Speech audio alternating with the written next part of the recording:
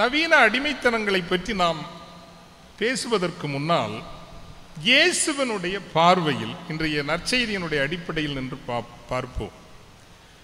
அடிமைகளுக்கு வீட்டில் உரிமை உள்ள இடம் இல்லை, பிள்ளைகளுக்குத்தான் உரிமையான இடம் உண்டு. இறைவன் நமது குற்றங்கள் தவறுகள் எல்லாவற்றையும் கடந்து நீங்கள் என் பிள்ளைகள் என்கிறார். இதில் இருக்கிற யாராவது தவறு செய்யாதவர்கள் யாராவது உண்டா? கை தூக்குங்க. ஒரு பாவமுமே செய்ததில்லை, ஒரு குற்றமுமே எங்கள் வாழ்வில் இல்லைன்னு சொல்றவங்க யாராவது கை தூக்குங்க. நான் கை தூக்கிட்டேன். நம்ம வாழ்க்கையில் குற்றங்கள் உண்டு, தவறு உண்டு. ஒரு குற்றமும் செய்யாதவர்கள், ஒரு பாவமும் செய்யாதவர்கள் இங்கே இருக்கக்கூடாது. எங்கே போயிடணும்? பரலோகத்துக்கு போயிடணும். நாம் எல்லோருமே தவறு செய்கிறவர்கள், குற்றம் செய்கிறவர்கள். எனில் ஆண்டவர் எப்படிப்பட்ட ஒரு அழைப்பை நமக்கு தருகிறார் என்றால், இந்த ஊதாரி மைந்தன் ஊமையில் ஒரு அழகான காட்சி வரும். எனக்கு அந்த ஊதாரி மைந்தன் ஊமையிலேயே மிகவும் பிடித்த அது ஒரு அழகான கதையாடல். அந்த கதையாடலில் பல காட்சிகள் உண்டு. அந்த காட்சிகளில் எனக்கு பிடித்த அந்த காட்சி என்பது, ஒவ்வொரு நாளும் தகப்பனானவன் வாயிலில் வந்து நின்று என் மகன் திரும்பி வரமாட்டானா, என் மகன் திரும்பி வரமாட்டானா. திரும்பி வருதல் என்பதுதான் இறைவனுடைய மன்னிப்பின் அடிப்படை. நீ இதுவரை எப்படி வேண்டுமானாலும் வாழ்ந்திருக்கலாம், ஆனால் திரும்பி வாருங்கள், என்னிடம் வாருங்கள். ஒவ்வொரு நாளும் வாயிலில் வந்து நின்று என் மகன் திரும்பி வரமாட்டானா என்று ஆசையோடு ஆதங்கத்தோடு உள்ளார்ந்த உணர்வு ஒரு பேரெழுச்சியோடு காத்திருக்கிற அந்த தந்தையை போலத்தான் இறைவன் இருக்கிறார். நம்மையும் அவர் அப்படித்தான் அவர் எதிர்நோக்குகிறார். மனம் திரும்பி என்னிடம் வாருங்கள். பழைய அடிமைத்தனங்கள் அவற்றினுடைய புதிய வடிவங்கள் தான் புதிய அடிமைத்தனங்கள். அப்படி ஒன்றும் புதிதாக பெரிதாக ஒன்றும் மாறிவிடவில்லை. ஆனால் இதை புரிந்து கொள்வதற்கு இயேசு அடிப்படையில் எவற்றையெல்லாம் மிக மிக மோசமான அடிமைத்தனங்களாக கருதுகிறார், வரையறுத்து தந்தார். நமக்கு பாவம்னாலே யாரு புதுநன்மை எடுக்கிற நேரம் ஒரு 4 பாவம் 5 பாவம் சொல்லி தந்திருப்பாங்க இல்லையா? அந்த 5 பாவங்களை பாவ சங்கீர்த்தனத்துக்கு போறவங்க இந்த 5 பாவங்களை தவிர்த்து வேற ஏதாவது பாவங்களை சொல்லியிருக்கீங்களா? யாராவது சொல்லியிருக்கலாம்? என்ன பாவங்கள்லாம் சொல்லுவீங்க நீங்க? அதுவும் சின்ன பிள்ளைங்க பாவம் டென்ஷன். நான் முளமூட்டில் இருக்க நேரம் ஒரு பெரிய டீமை எல்லாம் ரெடி பண்ணி எல்லாம் சொல்லி கொடுத்து முதல்ல போனோன்னு என்ன சொல்லணும்? சுவாமி நான் பாவியாக இருக்கிறேன். பாவம் அந்த சின்ன பிள்ளை என்கிட்ட எத்தனை பேர் டென்ஷனில் வந்து பாவி நான் சுவாமியாக இருக்கிறேன்னு சொன்னால் நிறைய பேர் உண்டு. இப்போ அந்த பொய் சொன்ன, களவு செய்த, கெட்ட வார்த்தை பேசின அப்பா அம்மாவுக்கு கீழ்ப்படி அல்ல. நம்ம சாகிற வரைக்கும் இந்த 4 பாவத்தை தாண்டி வேற போகவே போகாது. போகுமா? போகாது. இதுலயே தான் நிற்கும். அதனால நமக்கு வந்து பாவம்னா இந்த 3-4 ஒரு விஷயம்தான். புதநன்மை எடுக்கிற நேரம் சொல்லித்தரப்பட்ட பாவங்கள் அப்படிங்கிறது, பாவங்கள் தான் அடிமைத்தனம். அடிமைத்தனம் என்றால் பாவம். எது அடிமைப்படுத்துகிறதோ அது பாவம். இது இந்த 4-5 சொல்லுவோம். இப்போ இயேசுவை பொறுத்தவரையில் எதெல்லாம் பாவம் அப்படிங்கிறத முதல்ல நம்ம வரையறுக்கணும். அப்போதான் இந்த காலத்திற்கு அதை பொருத்த முடியும். யாராவது மயிலோட்டு மக்கள் அறிவாளிகள், புத்திசாலிகள், அந்த காலத்திலேயே படித்தவர்கள். இப்போ இன்னைக்கு நான் இன்னொரு கவனப்படுத்தல் பாராட்ட வேண்டியது ரொம்ப நல்ல விஷயம். இந்த ஊர்ல இருந்து வெளியே திருமணமாகி சென்ற 108 பேரை இன்று நீங்கள் நினைந்து இந்த திருப்பலியிலே வாழ்த்தி இருக்கிறீர்கள். இறைவனுக்கு அவர்களையும் அவர்களினுடைய விருப்பங்களையும் ஒப்பு கொடுத்திருக்கிறீர்கள். மகிழ்ச்சி. அது ஒரு நல்ல செயல். வெளியூருக்கு போனவர்கள் இந்த ஊரினுடைய மறைபரப்பாளர்கள் என்று சொல்லலாம். அவர்கள் நன்றாக வாழ்ந்தால் இந்த ஊரை அந்த ஊர்க்காரர்கள் 108 ஊர்க்காரர்களும் பாராட்டுவார்கள், சிறப்பாக சொல்வார்கள். இந்த 108 பேர் ஒரு நல்ல எண். ஏன்? அவசர உதவிக்கான எண் 108. அதனால வந்து மயிலோட்டுக்கு என்ன தேவைன்னாலும் நீங்க யாரை முதல்ல அவசர தேவைக்கு அழைக்கலாம். இந்த ஊர்ல இந்த வெளியே போனவங்களை நீங்க அழைக்கலாம். கோயில் கட்டணுமா, பள்ளிக்கூடம் கட்டணுமா, வேற ஏதாவது செய்யணுமா, அவசர உதவின்னா யார் தான் முதல்ல வந்து நிற்கணும்? மருமக்கள். வெளியூருக்கு மருமக்களா போனவங்களை நீங்க தைரியமா கூப்பிடலாம், அது வேறு. அவர்களை நானும் அருட்தந்தையர்கள் சார்பில் வாழ்த்துகின்றேன். முதல் இயேசுவை பொறுத்தவரையில் பெரிய பாவம் என்ன பாவம்? பரிசேயர்களை பார்த்து தான் சொன்னாரு, உங்கள் கண் முன்னால் ஆயக்காரர்களும் பாவிகளும் விபச்சாரிகளும் குடிகாரர்களும் எல்லோரும் பரலோகம் போவதை காண்பீர்கள், ஆனால் நீங்கள் போக மாட்டீர்கள், வெள்ளை அடிக்கப்பட்ட கல்லறைகள் நீங்கள் அப்படின்னு கடுமையா திட்டுவார். இவ்வளவுக்கும் பரிசேயர்கள் மோசமானவங்களா? கிடையாது, உண்மையிலே கிடையாது. பரிசேயர்கள் எப்படிப்பட்டவர்கள் என்றால் சரியாக அந்த ஒவ்வொன்றையும் சட்டப்படி செய்கிறவர்கள். 6 மணிக்கு கோயிலுக்கு வரணும்னா டான் அப்படின்னு கோயிலுக்கு இருப்பாங்க.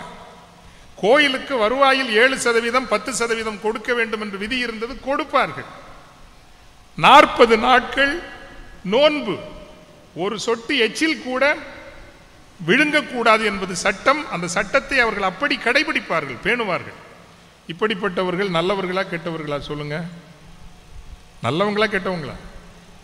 கோயிலுக்கு வருவாங்க, ஜெபமெல்லாம் செய்வாங்க, எல்லா சட்டங்களையும் சரியா செய்வாங்க, நோன்பை கடைபிடிப்பாங்க, கோயிலுக்கு கொடுக்க வேண்டிய சதவீதத்தை கொடுத்துருவாங்க. இவங்க நல்லவங்களா கெட்டவங்களா? நல்லவங்களா கெட்டவங்களா? நம்ம ஊர்ல அவங்கள என்ன சொல்லுவோம்? நல்லவங்க தானே சொல்லுவோம். ஆனா இயேசு சொல்றாரு, நீங்க வெள்ளை அடிக்கப்பட்ட கல்லறைகள். யார், மீண்டும் சொல்கிறேன், ஆயக்காரர்களும் பாவிகளும் உங்கள் கண் முன்னால் பரலோகம் செல்வதை காண்பீர்கள், நீங்கள் செல்ல மாட்டீர்கள். காரணம் என்ன? ஆணவம் கொண்டவர்கள், திமிர் பிடிச்சவங்க. திமிர்னா சாதாரண திமிர் இல்ல, ஆங்கிலத்தில் ஒரு சொல் இருக்குது, செல்ஃப் ரைச்சியஸ்னஸ்.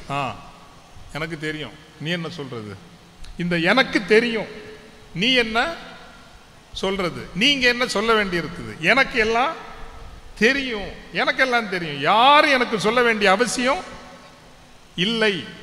இதயத்தில் ஆணவம் என்பது ஆண்டவர் இயேசுவை பொறுத்தவரையில் முதல் பாவம். இதயத்தில், ஏனென்றால் உங்கள் இதயத்தில் இரக்கம் இல்லை, உங்கள் இதயத்தில் அன்பு இல்லை, உங்கள் இதயத்தில் விட்டு கொடுத்தல் இல்லை, உங்கள் இதயத்தில் அரவணைக்கின்ற விசாலமான உள்ளம் இல்லை. உங்கள் உள்ளத்தில் இறைவனிடம் சரணாகதி அடைந்து இறைவனுடைய குரலை மட்டும் வழிநடத்துதலை கேட்டு செல்கின்ற அந்த அறப்பணிவும் ஆன்மீக பணிவும் இல்லை. நீங்கள் கடின இதயம் கொண்டவர்கள், எங்களுக்கு தெரியும், வேறு யாரும் சொல்ல வேண்டிய அவசியம் இல்லை என்கின்ற அந்த அக ஆணவம் தான் ஆண்டவர் இயேசுவை பொறுத்தவரையில் முதல் பாவம். நவீன காலத்தில் இது கொஞ்சம் நமக்கு இருக்குதா இல்லையா? இருக்குதா இல்லையாங்கிற. அதனால நவீன ஒரு அடிமைத்தனங்கிறது நிறைய இருக்குது, டெக்னாலஜி பேஸ்ட் இருக்குது, லைஃப் ஸ்டைல் பேஸ்ட் இருக்குது, இதெல்லாம் நம்ம சொல்லுவாங்க, பின்னாடி வருவோம். ஆனால் பழையனவற்றினுடைய தொடர்ச்சி என்பது அந்த அடிப்படைகளை நாம் மறந்துவிடக்கூடாது. ஆணவம், அக ஆணவம் என்பதும் திருந்தா மனம் என்பதும் தான் இயேசுவை பொறுத்தவரையில் முதல் பாவம். இரண்டாவது ரொம்ப அழகா சொன்னாங்க, என்னது?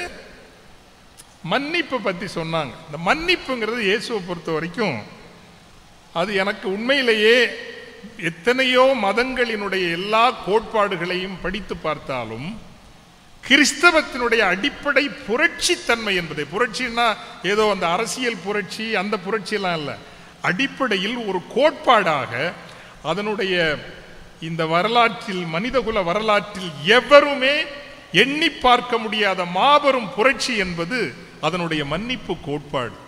நீங்க நினைச்சு பாருங்க, சிலுவையில் அறைந்து ஊடுருவ குத்தியவர்களை கூட ஆண்டவர் இயேசு பார்த்து என்ன சொல்கிறார்? பிதாவே, இவர்கள்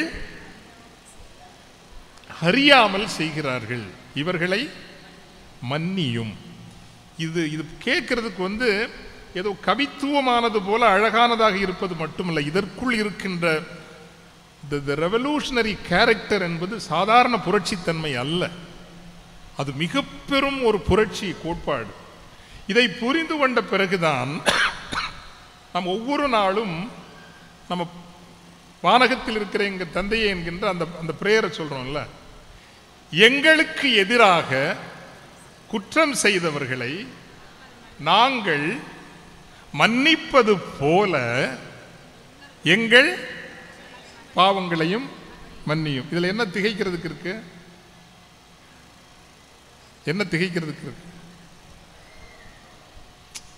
இல்லை மயிலோடனா அறிவாளிகள்னு எல்லாம் நாங்கள் நம்புகிறோமா? அப்படி தான் சொல்லுவாங்க எல்லாரும். ரொம்ப படித்தவங்க, அந்த காலத்திலேயே அரசு உத்தியோகத்துக்கு நிறைய பேர் போனாங்க, இப்படிலாம் பெருமையாக இந்த சுற்று வட்டாரத்தில் பேசிக்குவாங்க. எப்போ? 90ல் நான் ஃபாதராக இருந்தப்போ. இதில் என்ன மகத்துவம் இருக்குது சொல்லுங்க? எங்களுக்கு எதிராக பாவம் செய்தவர்களை, குற்றம் செய்தவர்களை நாங்கள் மன்னிப்பது போல எங்கள் பாவங்களையும் மன்னியும். அதாவது ப்ரீ கண்டிஷன் ஆங்கிலத்தில் சொல்லுவாங்க, முன் நிபந்தனை. இது ரொம்ப முக்கியம். முன் நிபந்தனை, ப்ரீ கண்டிஷன். ஆண்டவருடைய மன்னிப்பு அளவற்று இருக்கிறது தான், எல்லையற்று இருக்கிறது தான். ஆனால் ஒரே ஒரு நிபந்தனை இருக்கு. நீங்கள் உங்களுக்கு எதிராக பாவம் செய்தவர்களை மன்னித்து விட்டு என்னிடம் மன்னிப்பு கேளுங்கள், நான் கொடுத்து விடுகிறேன். இது ரொம்ப சாதாரணமாக தெரியலாமா? நான் படித்து ஒவ்வொரு நாளும் நினச்சி, உண்மையிலேயே காலையில் எழுந்து ஒரு ஜெபித்து கொண்டே நடக்கிற போது மனதிற்கு வருவது, எவ்வளோ ஒரு பிரில்லியன் ஜீசஸ், எவ்வளோ அழகான பிரில்லியன்ஸ் அதுக்குள்ளே இருக்கு பாருங்க. எங்களுக்கு எதிராக பாவம் செய்தவர்களை நாங்கள் மன்னிப்பது போல எங்கள் பாவங்களையும் மன்னியும். இது ரொம்ப அற்புதமானது. அதோடு நீட்சியாக எப்பேற்பட்ட பாவியையும் மன்னிப்பதற்கு அவர் தயாராக இருக்கிறார். ஆனால் அந்த மன்னிப்பு என்பது மீட்பளிக்கும் மன்னிப்பு, இலவச மன்னிப்புன்னு நினைக்காதீங்க ஒரு நாளும். இலவச மன்னிப்பு கிடையாது, மீட்பளிக்கும். ஆங்கிலத்தில் ரிடம்டிவ் ஃபர்கிவ்னஸ் என்று சொல்லுவார்கள். ரிடம்டிவ் ஃபர்கிவ்னஸ் அப்படின்னா, எனக்கு பைபிளில் ரொம்ப பிடிச்ச அந்த காட்சிகள் தான். அதெல்லாம் நீங்கள் காட்சிப்படுத்தி பார்க்கணும். விபச்சாரத்தில் பிடிபட்ட ஒரு பெண்ணை இழுத்து கொண்டு வருகிறார்கள். மோயிசன் சட்டப்படி கல்லால் எறிந்து இவளை கொல்ல வேண்டும், நீர் என்ன சொல்கிறீர் என்று ஆண்டவர் இயேசுவை பார்த்து கேட்கிறார். அவர் அமைதியாக இருந்துவிட்டு, உங்களில் பாவம் செய்யாதவன் முதலில் இந்த பெண் மீது கல் எரியட்டும் சொல்றார். இது முதல் ஸ்டெப்ல அந்த இடத்துல இயேசு எடுக்கிற ஸ்டாண்ட் என்ன அப்படின்னா, நல்லா கவனிச்சுங்க சின்ன பிள்ளைங்களா, நல்லா கவனிச்சுக்குங்க. ஒரு விபச்சாரத்தில் பிடிபட்ட பெண் தவறு செய்திருக்கிறாளா இல்லையா என்று கேட்டால், ஆம், அவள் தவறு செய்திருக்கிறாள், குற்றம் செய்திருக்கிறாள். ஆனால் அந்த இடத்தில், இங்கே நாம் 2000 பேர் நிற்கிறோம், 2001 ஆளாக அந்த குற்றம் செய்த, தவறு செய்த அந்த விபச்சாரத்தில் பிடிபட்ட பெண் நிற்கிறாள். இவர்களில் 2001 பேரில் அதிகம் காயப்பட்டிருப்பது யார்? அதிகம் காயப்பட்டிருப்பது யார்? நல்லவர்களாக இருக்கிற 2000 பேரா? இல்லை, சீரழிந்து சீர்குலைந்து இந்த உலகால் பல அசிங்கமாக பார்க்கப்பட்டு காரி உமிழப்பட்டு நிற்கின்ற ஒரு பெண்ணா? யார் இதில் அதிகமாக காயப்பட்டு நிற்பது? அந்த பெண் தான். அதை இயேசு காண்கிறார். பிறக்கும் பொழுது அந்த பிள்ளை பெண் பிள்ளையாகத்தானே இருந்திருக்கும். எந்த குழந்தையும் நல்ல குழந்தைதான் மண்ணில் பிறக்கையிலே வாழ்வின் பயணத்தில் அது திசை மாறிவிட்டது. 20 ஆண்டுகள் நன்றாக வாழ்ந்து 21வது வயதில் திசை மாறி இருக்கலாம். 18 வயது வரை நன்றாக வாழ்ந்து 19வது வயதில் ஒருவேளை திசை மாறி இருக்கலாம். நம் சமூகம் 18 ஆண்டு காலம் வாழ்ந்த நல்ல வாழ்க்கையை பற்றி தீர்ப்பு எழுதாது. மாறிப்போன அந்த ஒரு ஆண்டு ஒரு வாழ்க்கையை பற்றி தான் தீர்ப்பு எழுதும். இயேசு தி ராடிக்கல் ஃபர்கிவ்னஸ் என்று சொல்வார்கள். அந்த இடத்தில் வேறு எல்லோரையும் விட அதிகம் காயப்பட்டிருப்பது இந்த பெண் தான், அவளோடு தான் நிற்க வேண்டும் என்கின்ற நிலைப்பாட்டை எடுத்து, உங்களில் பாவம் செய்யாதவன் இந்த பெண் மீது முதலில் கல்லெறியட்டும். நான் பார்க்கிறேன், 2000 வருஷத்துக்கு முன்னாடி சட்டங்களும் பாதுகாப்பும் சமூக பார்வைகளும் மிக மிக பிற்போக்காக இருந்த ஒரு காலம். இன்னைக்கு நான் எங்க ஃபாதரா இருக்கிறேன், ஊர்லயே ரொம்ப கெட்ட பேர் வாங்கின ஒரு ஒரு லேடின்னு வச்சுக்கோ, ஒரு பெண் நம்மகிட்ட ஏதோ பேசணும்னு வந்தா, நான் அவ்வளவு கம்ஃபர்டபுளா அவங்கள வரவேற்பேனா சொல்லுங்க? நானே பயப்படுவேன். ஐயோ, இவங்களை கூப்பிட்டு ஏதாவது பேசிட்டு இருந்தா நமக்கு ஊர்ல கெட்ட பேரு வரப்போகுதேங்கிற ஒரு அச்சம் 2025 எனக்கு இருக்கும். தயவு செய்து வேணாமா, அப்படி வெளியே பேசிட்டு காட் பிளஸ் யூ அப்படின்னு அனுப்பிதான் வைப்பனை தவிர அவங்களுடைய பிரச்சனை என்னன்னு கேட்கறதுக்கு எனக்கு தயக்கமாகத்தான் இருக்கும். ஏனென்றால் இந்த ஊரில் என்ன சொல்லிவிடுவார்களோ என்கின்ற அச்சம் இருக்கும். இயேசுவுக்கு இருக்கவில்லை. அந்த பெண்ணோடு நிற்கிறார், அந்த பெண்ணுக்காக நிலைப்பாடு எடுக்கிறார். அவங்க எல்லாம் மனசாட்சி உறுத்தப்பட கற்களை கீழே விட்டு சென்று விடுகிறார்கள். இப்பதான் மீட்பளிக்கும் உரையாடல், ரிடெம்ப்டிவ் டயலாக். அந்த மன்னிப்பு என்பது அந்த பெண்ணை மறு வாழ்வுக்கு மீட்டு கொண்டு வரவில்லை என்றால் இயேசு தோற்று போய் விடுவார். இயேசு தோற்று போய் விடுவார். அந்த மீட்பளிக்கும் மறு வாழ்வுக்கு இயேசு உரையாடுகிறார். மாதே, யாரும் உன்னை தீர்ப்பிடவில்லையா? இல்லை ஆண்டவரே, நானும் உன்னை தீர்ப்பிடேன், நானும் உன்னை தீர்ப்பிடேன். அமைதியாக போ, இனிமேல் பாவம் செய்யாது. இதுதான் ரொம்ப முக்கியமானது. இனிமேல் பாவம் செய்யாதே, திருந்து, மனம் திரும்பு. இதைத்தான் நாம் மீட்பளிக்கும் உரையாடல், ரிடெம்ப்டிவ் டயலாக், ரிடெம்ப்டிவ் ஃபர்கிவ்னஸ். ஃபர்கிவ்னஸ்ங்கிறது பிளாங்க் செக் கிடையாது.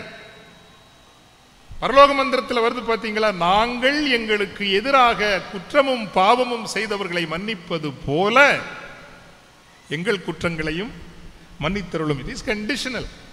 அது ஒரு நிபந்தனைக்கு உட்பட்டது.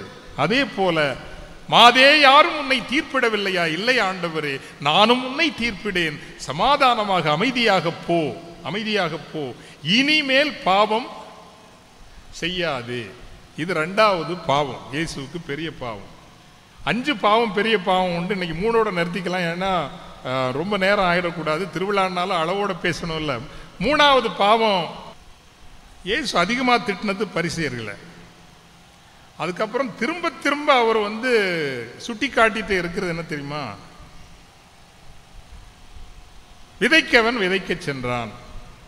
என்ன? விதைக்கவன் விதைக்க சென்றான். காய்க்காத அத்திமரம், தாளந்து உவமை. இது எல்லாமே என்ன சொல்லுது? விதைக்கிற உவமையா இருக்கட்டும், காய்க்காத அத்திமரமாக இருக்கட்டும், தாளந்து உவமையாக இருக்கும், இதெல்லாம் சொல்லக்கூடிய ஒரு விஷயம் என்ன? கடவுள் உங்களுக்கு தந்திருக்கிற திறமைகளையும் வாய்ப்புகளையும் சரியாக பயன்படுத்தாமல் இருப்பது இயேசுவை பொறுத்தவரையில் பெரிய பாவம், குற்றம். என்னைக்காவது பாவ சங்கீர்த்தனத்தில் சொல்லியிருக்கீங்களா, ஃபாதர் என்ன நான் நினைச்சா நான் 90 மார்க் வாங்க முடியும் ஃபாதர், ஆனால் என் சோம்பேறித்தனத்தினால எனக்கு 48 தான் கிடைச்சிது இப்படின்னு என்னைக்கா எத்தனை பேர் நீங்கள் பாவ சங்கீதத்தில் சொல்லியிருக்கீங்க? நான் நினைச்சா நீட்டு பாஸ் பண்ணியிருக்க முடியும் ஃபாதர், ஆனால் காலையில் எழுந்திருக்கிறதுக்கு 8 மணிக்கு தான் எழுந்திருப்பேன், சோம்பேறித்தனம் அப்படின்னு யாராவது பாவ சங்கீதத்தில் சொல்லியிருக்கீங்களா? சொல்றது கிடையாது. இயேசுவை பொறுத்தவரையில் இது தரப்பட்டு இருக்கிற தாளந்து ஓமை ரொம்ப அழகான ஓமை. பிள்ளையெல்லாம் கொஞ்சம் பிந்தி எழுங்கிறவங்க, சோம்பேறியா இருக்கிறவங்களுக்கெல்லாம் உள்ளத்துல இது சாதாரண பாவம் இல்லம்மா, பெரிய பாவம் இயேசுவை பொறுத்தவரையில். அதில் இயேசு அழகாக சொல்கிறார் அந்த தாளந்து உண்மையில், ஒருத்தர் எல்லாரையும் சமமா இல்லைம்மா. ஒருத்தருக்கு 5, ஒருத்தருக்கு 3, ஒருத்தருக்கு 1. ஆனால் ஒன்றை கூட கொடுக்காமல் ஒருவரை கூட ஆண்டவர் விடல. எல்லாருக்கும் ஏதோ ஒன்று கொடுத்திருக்கிறார். அதிக நேரம் எடுத்துக்கொள்ளாமல். இதை எதுக்கு சொல்றேன்னா, ஒரு சின்ன கதையை உங்களுக்கு சொல்றேன். இந்த ஊரை வளர்க்கறதுக்கு இந்த கதை உதவக்கூடும். அந்த காலத்தில் நீங்க ஒரு கதை கேட்டிருப்பீங்க, என்னது இந்த முயல் ஆம கதை. சரியா? முயல் ஆம கதை. அந்த கதையை கொஞ்சம் மாத்தி குயிக்கா சொல்றேன் வேகமா. இங்க திருவிழாவுக்காக ஃபாதர் போட்டி வைக்கிறார். நம்ம கற்பனையா நினைச்சுக்குங்க. எங்க போய் சேரணும்? கருங்கல் போய் சேரணும்னு வச்சுக்கிடுங்க. இந்த ரெண்டும் எங்க போய் சேரணும்? கருங்கல் போய் சேரணும். விசில் அடிச்சு இங்க இருந்து ஆரம்பிச்சாச்சு. எங்க இருந்து? மயிலோட்டில இருந்து ஆரம்பிச்சாச்சு. இங்க இருந்து நேரம் போனா கோழிப்பொருளை தானே வரும்ல. சரி, கோழிப்பொருளைன்னு வச்சுக்கோங்க. கோழிப்பொருளையில போய் சேரணும். ஓடி போன முயல் அந்த இறக்கம் தாண்டி வயலும் குளமும் வரும் பார்த்தீங்களா? அது பார்த்ததும் பின்னாடி பார்த்தா ஆமைய காணல. அதனால ஒரு மரத்தடியில் உட்காந்துருச்சு. உட்கார்ந்த முயல் தூங்கிடுச்சு. ஆமை மெதுவா மெதுவா போய் கோழி போயிடுவேல, அங்கேயும் ஒரு மிக்கல இது ஒரு கோயில் தான் நான் நினைக்கிறேன். அங்க போய் சேர்ந்துருச்சு. இப்ப ஜெயித்தது யாரு? யாரு? ஆமை. பாடம் என்ன? எவ்வளவுதான் திறமசாலியா இருந்தாலும் கவனக்குறைவாக இருந்தால் தோத்து போயிருவீங்க, இழந்துருவீங்க. இதான் இந்த லெசன். இப்போ முயலுக்கு பயங்கர shame, shame shame puppy shame. உடனே ஆமைக்கு டேய் இன்னொரு வாட்டி ஓடலாமா அப்படின்னு சவால் விடுது. எங்க இருந்து? இன்னொரு வாட்டி ஓடலாம், ஓடி பார்ப்போம். ஓ ஆமா பாவம் பாவம், சரி ஓடலாம், ஒன்றும் பிரச்சனை இல்லை, ஓடுவோம் அப்படின்னு சொல்லுது. இந்த முறை ரொம்ப ரொம்ப கவனமா ஃபாதர் டேவிட் விசில் அடிச்சதும் மின்னல் வேகத்தில் யார் வந்துட்டாங்க? முயல் வந்து சேர்ந்துட்டாங்க. 5 மணி நேரம் கழிச்சு தான் ஆமை வந்து சேருது. இதனுடைய பாடம் என்ன? யார் திறமைசாலியோ அவங்க ஜெயிப்பாங்க, யார் திறமைசாலியோ அவங்க ஜெயிப்பாங்க. இப்பதான் 3வது ஆண்டவர் ஏதாவது ஒன்று கொடுக்காம யாரையும் விடலைங்கிறதுக்காக ஒருத்தரையும் ஆண்டவர் ஆசீர்வதிக்காமல் விடவில்லை, எல்லோரையும் ஆசீர்வதித்திருக்கிறார். இப்போ இந்த ஆமை சொல்லுது மெதுவா முயல்கிட்ட, எப்பா முதல் ரவுண்டில் நீ தோத்து போன, நீ செகண்ட் ரவுண்டு கேட்ட, செகண்ட் ரவுண்டில் நீ ஜெயித்துட்ட, சரி ஒரு 3வது ரவுண்டு ஓடுவோமா அப்படின்னு கேட்குது. முட்டாள் முயலும் யோசிக்காம சரி ஓடலாமேன்னு சொல்லுது. இது லேசா சொல்லுது, இந்த முறை வந்து இந்த ரூட்டை கொஞ்சம் மாற்றிக்கணும், நான் கொஞ்சம் ஃபிக்ஸ் பண்ணுறேன் அப்படின்னு சொல்லுது. ரூட்டை மாறணும், இந்த ரோடு வழியாக போகாமல் ஒரு குளத்தை கடந்து போகிற மாதிரி ரூட்டை ஃபிக்ஸ் பண்ணிடுது. சரியா? எப்படி ஒரு குளத்தை கடந்து போகிற மாதிரி ஃபிக்ஸ் பண்ணிடுது. நேராக இங்கேருந்து தொடங்கி அந்த கோழிப்போர் விலைக்கு கீழே ஒரு 2 குளம் உண்டு பார்த்துருது. அந்த குளத்துக்கு கரை வர முயல் மின்னல் வேகத்தில் ஓடி போகுது. குளம் வந்ததும் ஸ்டக் ஆகி நின்றுடுச்சு. ஏன்? முயலுக்கு நீந்த தெரியாது, நீந்தும் ஆற்றல் முயலுக்கு இல்லை. நம்ம ஆமையாரும் மெதுவா மெதுவா மெதுவா போய் குளத்தில் இறங்கி எங்க போய் சேர்ந்துடுறாரு? கோழிப்போரில் மிக்கேல் ஒரு கோயிலுக்கு போய் சேர்ந்துடுறாரு. ஜெயித்தது யாரு? இது முக்கியமான பாடம், ரொம்ப ரொம்ப முக்கியமான பாடம். என்ன பாடம்? மிக மிக திறமையாளர்களாக தெரிகிறவர்களுக்கும் ஏதோ ஒரு திறமை இன்மை இருக்கும். ஒண்ணுமே இல்லைன்னு ஆமை போல அப்பாவியா பாவமா இருக்கிறவங்களுக்குள்ளேயும் ஆண்டவர் ஏதேனும் ஒரு தரித்துவமான ஆற்றலை வைத்திருப்பார். இந்த உலகில் ஏதோ சில திறமைகளை, சில ஆற்றல்களை வைக்காமல் ஒருவரை கூட ஆண்டவர் படைக்கவில்லை என்று நீங்கள் எண்ணினீர்கள் என்றால் அந்த படைப்பினுடைய மகத்துவம் புரியும். இப்ப ஆமையா இருக்கிறத பற்றி யாராவது வெக்கப்படலாமா? வெக்கப்படக்கூடாது. ஏன்னா ஏதோ ஒன்று நீ கண்டுபிடிக்கணும். போட்டி முடிஞ்சதா இல்லையா? போட்டி முடிஞ்சதா இல்லையா? இதுதான் மயிலோட்டுக்கு இன்னைக்கு தேவையான 4வது போட்டி. நான் வாழ்க்கையில் எல்லாருக்கும் சொல்ற போட்டி. இப்போ கோழிப்போர் விலையிலேருந்து 2 பேரும் பேசிக்கிறாங்க. 2 பேரும் இப்போ ஃப்ரெண்ட் ஆயிட்டாங்க. யார்? ஆமையும் முயலும் ஃப்ரெண்ட் ஆயிட்டாங்க. சரி 3 ரவுண்டு நம்ம போட்டியா ஓடணும், உனக்கும் எனக்கும் போட்டி. 4வது ரவுண்டு நம்ம ஏன் சேர்ந்து ஓடக்கூடாது அப்படின்னு பேசி அதே குளத்து ரூட்டு தான், கோழிப்போர் விலையிலிருந்து குளம் வரைக்கும் வரது வரைக்கும் முயலுக்கு மேல ஆமை ஏறிக்குது. சரியா? முயலுக்கு மேல ஆமை ஏறிக்குது. குளத்தை கடக்கிறப்போ ஆமைக்கு மேல முயல் ஏறிக்குது. 2 பேரும் ஒரே நேரத்தில் வெற்றி பெறுறாங்க. எவ்வளவு அழகான கவிதை இல்ல? இதுதான் கவிதை.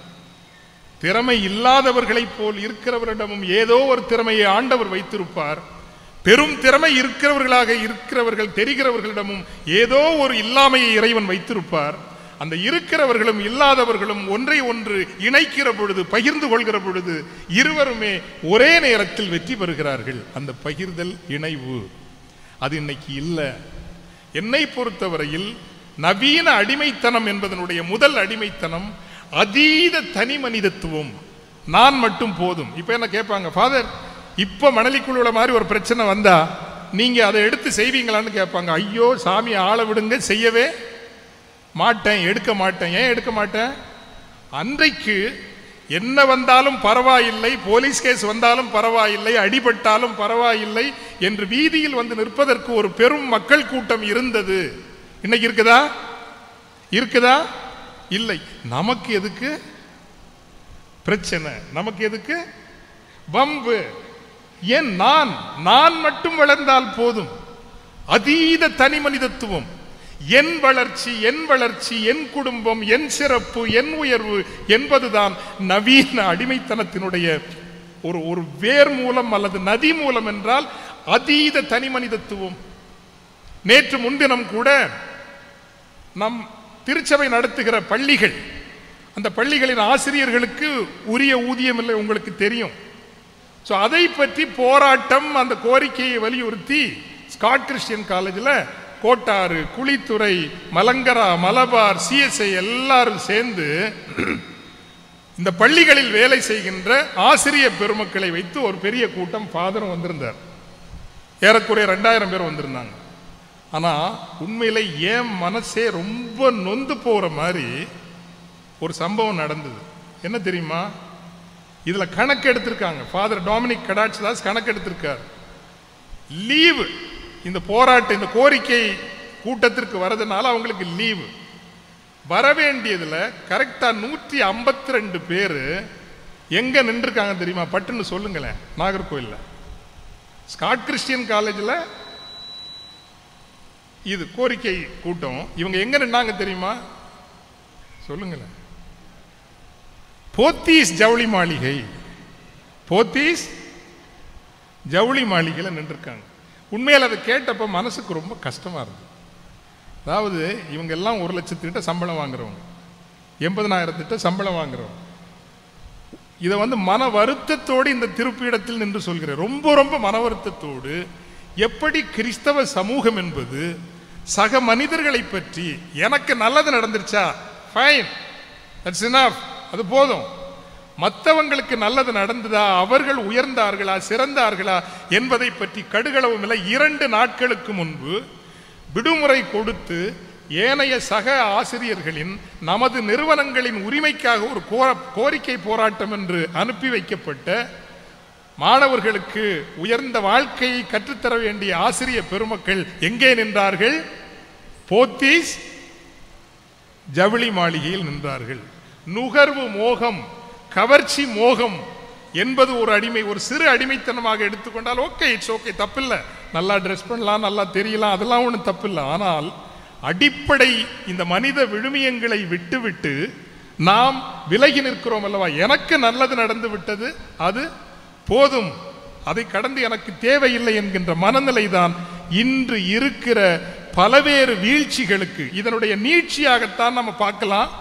இதே செய்றீங்க அப்படின்னா, எனக்கு பிடிச்சிருக்கு, நான் செய்கிறேன், எனக்கு பிடிச்சிருக்கு. அது அடிப்படையில் சரியா தவறா என்கின்ற கேள்வியை கேட்பது இல்லை. அது அறம் சார்ந்து சரியா தவறா என்று கேட்பது இல்லை. மேற்குலையில், ஐரோப்பிய உலகத்தில் இன்று திருச்சபை ஏறக்குறைய மங்கிவிட்ட ஒரு திருச்சபையாக இருக்கிறது. காரணம், சமூகம் செத்து போய்விட்டது, அறம் செத்து போய்விட்டது.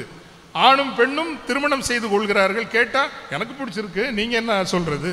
பெண்ணும் பெண்ணும் திருமணம் செய்து கொள்கிறார்கள். கேட்டால் எங்களுக்கு பிடிச்சிருக்குது, உங்களுக்கு என்ன பிரச்சனை, உங்களுக்கு என்ன பிரச்சனை? Moral relativism. இந்த மாரல் ரிலேட்டிவிசம் என்பது எங்கிருந்து புறப்படுகிறது என்றால், நான் எனக்கு பிடிச்சிருக்கு, எனக்கு அதுக்கு வசதியா இருக்கு, எனக்கு அது திருப்தியா இருக்கு. என்னுடைய திருப்தியினுடைய அடிப்படையில் அறம், ஒழுக்கம், உயர்வு அனைத்தும் முடிவு செய்யப்படுவதும் அனைத்தும் தீர்மானிக்கப்படுவதும் இந்த உலகம் சீர்குலைந்து போவதற்கான அடிப்படைகள். அதிக நேரம் எடுத்துக்கொள்ளாமல் இளையர்களும் உங்களுக்காக ஒன்றே ஒன்று, மிகப்பெரிய ஒரு அறிஞர், சமகால அறிஞர், இந்த ரெண்டையும், அதீத தனி மனிதத்துவம், சக மனிதர்கள் மீது அக்கறையின்மை, மூன்றாவதாக அன்கிரிட்டிக்கல் சரண்டர் டு டெக்னாலஜி என்று சொல்வார்கள். கேள்வி கேட்காமலேயே வருகின்ற, இன்ஸ்டாகிராம் வந்தா இன்ஸ்டாகிராம் வாங்கிக்கிறோம், ஃபேஸ்புக் வந்தா ஃபேஸ்புக், இதெல்லாம் நமக்கு தேவையா என்கின்ற கேள்வியை கேட்பதே இல்லை. அப்போ யுவால் நோவா ஹராரிங்கிற ஒரு மிகப்பெரிய அறிஞர் சொல்வாரு, இந்த உலகம் மிகப்பெரிய பேரிடர்களையும் போர்களையும் மாபெரும் மனித அவலங்களையும் சந்தித்திருக்கிறது. ஆனால் ஒருபோதும் முற்றாக மனித இனம் தன்னை அழித்துக் கொள்ளுமோ என்கின்ற அச்சம் எழுந்ததே இல்லை, ஒருபோதும் எழுந்தது இல்லை. ஆனால் முதன்முறையாக இந்த மனித குலம் முற்றாக அழிந்து விடுமோ, இந்த மனித குலம் முற்றாக தன்னை அழித்துக் கொள்ளுமோ என்கின்ற அச்சம் எழுந்திருக்கிறது என்று எழுதுகிறார். ஏனென்றால் 2-3 காரணங்கள் தான். அதில் 2 நான் சொன்னதை போல அதீத தனி மனிதத்துவம், எனக்கு பிடித்திருக்கிறது எனவே சரி என்கின்ற அந்த எக்ஸ்ட்ரீம் ரிலேட்டிவிசமும், இரண்டாவதாக கேள்வி கேட்காமல் ஒரு தொழில்நுட்பத்திற்கு நம்மை சரணடைத்து விடுவது. அதில் கொள்கை அறவரையறை இல்லை. உங்களுக்கு தெரியுமோ இல்லையோ, இன்னும் 2 ஆண்டுகளில் டிசைனர் பேபி செய்யலாம். எப்படி நம்ம வந்து ஒரு லோகோவை டிசைன் பண்ணுறோமோ அதே போல் வந்து நீங்கள் ஒரு டிசைன் பண்ணலாம். உங்களுக்கு எப்படிப்பட்ட குழந்தை வேணும்னு, ஃபாதர் டேவிட்டை மாதிரி தலை வேணும், ஃபாதரை மாதிரி கண்ணு வேணும், இவங்கள மாதிரி காது வேணும், இவங்கள மாதிரி காது வேணும், நீங்கள் டிசைன் பண்ணலாம். இப்போ விஞ்ஞானம் இதை வாய்ப்பாக்கி தருகிறது என்பதற்காக அதை நாம் எடுக்க வேண்டுமா வேண்டாமா என்கின்ற ஒழுக்க வரையறை என்பது இல்லை, அற வரையறை என்பது இல்லை. இந்த அன்கிரிட்டிக்கல் சரண்டர் என்பது இருப்பதிலேயே ஆபத்தான பெரிய அடிமைத்தனம். எத்தனை பேர் நீங்க இன்னும் சொல்றாங்க, இன்னும் ஒரு 25 ஆண்டுகளில் அல்லது அடுத்த தலைமுறை பிறக்கிற போது தலை நேரா இருக்காது, இப்படிதான் இருக்கும். ஏன்? எப்ப பார்த்தாலும் மொபைல் போன், எப்ப பார்த்தாலும் மொபைல் போன். இப்படி தொழில்நுட்பங்களுக்கு அடிமையாகி இது தேவையா இல்லையா, எந்த இடத்தில் நிறுத்தி கொள்ள வேண்டும் என்கின்ற அளவுகோல் இல்லாமல் போனது என்பது நம்மை அடிமைப்படுத்தி அழித்துவிடும், முற்றாக அழித்துவிடும். மூன்றாவதாகவும் நிறைவாகவும் இறைவனில்லாத ஒரு இதயம், இறைவனில்லாத ஒரு உலகம். இது ஒரு நவீன அடிமைத்தனங்களில் மோசமான அடிமைத்தனம். இந்த இடத்தை பார்த்து திருப்பு இடத்தில் நின்று கவலையோடும் ஒரு வகையான ஆதங்கத்தோடும் கேட்கிறேன். பெரியவங்க 30 ஆண்டுகளுக்கு முன்பு ஆசையோடு மறைக்கல்விக்கு சென்றதை போல இன்று இளம் பிள்ளைகள் மறைக்கல்விக்கு நாம் செல்கிறோமா? இல்லை, இல்லை, உண்மையிலேயே இல்லை. ஆமாவா இல்லையா? அது வந்து ஒரு பெரிய சுமையா நினைக்கிறோம். ஒரு நாள் அப்படி நினைக்காதீங்க. ஏனென்றால் வாழ்வின் எல்லை வரைக்கும் உங்களுக்கு வழித்துணையாக வரப்போவது நீங்கள் கற்றுக்கொள்ளுகிற இந்த அடிப்படைகள் தான், மதிப்பீடுகள் தான், விழுமியங்கள் தான். தகவல்கள் சேர்த்து கொள்ளலாம், எம்டெக் படிக்கலாம், பிஹெச்டி படிக்கலாம், ஐஏஎஸ் கூட படிச்சிடலாம், அதெல்லாம் ஈஸியாக படிச்சிடலாம். அறம் கற்றுக்கொள்வதும் விழுமியங்கள் கற்றுக்கொள்வதும் ஒழுக்கம் கற்றுக்கொள்வதும் தான் வாழ்நாள் முழுவதும் நமக்கு துணையாக வரும். அவை தேவையே இல்லை. கிரிக்கெட் ஃபைனல் இருக்குது, திருவிழா பூசை இருக்குதுன்னு சொன்னால் திருவிழா பூசையை விட எதுதான் முக்கியம்னு நினைக்கிற ஒரு காலத்தில் வாழ்கிறோம். கிரிக்கெட் ஃபைனல் தான் முக்கியம் என்று நினைக்கிற ஒரு கவர்ச்சியின் ஒரு காலத்தில் வாழ்கின்றோம். நாம் விரும்புகிற ஒரு திரைப்பட நடிகரனுடைய திரைப்படம் வருகிறது என்றால் அன்று ஞாயிற்றுக்கிழமை பூசையை விட்டுக்கூட்டு கூட அந்த திரைப்படத்தை பார்க்கின்ற என்கின்ற மனநிலைக்கு வந்துவிட்ட ஒரு காலத்தை பார்க்கின்றோம். இறைவன் இல்லாத உலகம், இறைவன் இல்லாத இதயம் என்பது நவீன உலகம் சந்திக்கின்ற பேரிடர், பேராபத்துக்களில் ஒன்று. அன்பார்ந்த பிள்ளைகளே, இன்று உங்களை சந்தித்ததில் மகிழ்ச்சி. காரணம், கிறிஸ்தவத்திற்கு விடுக்கப்படுகின்ற அழைப்பு என்பது பழைய அடிமைத்தனங்களின் தொடர்ச்சியை புரிந்து கொள்வதும், அந்த தொடர்ச்சி எப்படி புதிய அடிமைத்தனங்களாக அதீத தனிமனிதத்துவம், திருந்தா மனம், தொழில்நுட்பங்களுக்கு அடிமையாதல், பிறரை மன்னிக்கும் மனப்பான்மை இல்லாமல் இன்றும் தான் என்கின்ற அகம்பாவத்தோடும் ஆணவத்தோடும் தொடர்தல், இவற்றையும் நாம் கருத்தில் எடுத்துக்கொண்டு இந்த மயிலோடு திருச்சபை உண்மையில் வருகின்ற பொழுது இந்த வண்ண விளக்குகளை பார்த்தபோது உண்மையிலேயே எனக்கு ரொம்ப மகிழ்ச்சியாக இருந்தது. பொதுவாக ஃபாதர்ஸில் நிறைய பேர் இந்த வண்ண விளக்கு ஆடம்பரெல்லாம் பிடிக்காது. உங்கள் ஃபாதருக்கு எப்படின்னு தெரியல, எனக்கு ரொம்ப பிடிக்கும்னு வச்சுங்களேன். ஏன்னா என்னைக்காவது ஒரு நாள், ஒரு வருஷத்துக்கு ஒரு தடவை சந்தோஷமாக எல்லாரும் இருக்கட்டுமே. இது எப்போ கற்றுக்கிட்டேன்னா அதை சொல்லி முடிச்சிடுறேன். இது எங்கே கற்றுக்கிட்டேன்னா, இந்த சகாய நகர்னு ஒரு படூர்னு யாரோ இங்கே போய் 108 பேரில் ஒரு ஆள் படூர், அந்த படூர்னா சகாய நகர் தெரியல உங்களுக்கு, இந்த திக்கணங்குடி பக்கத்தில். அங்கே தான் நான் பங்கு ஃபாதராக இருந்தேன் 92லேருந்து 95 வரைக்கும்.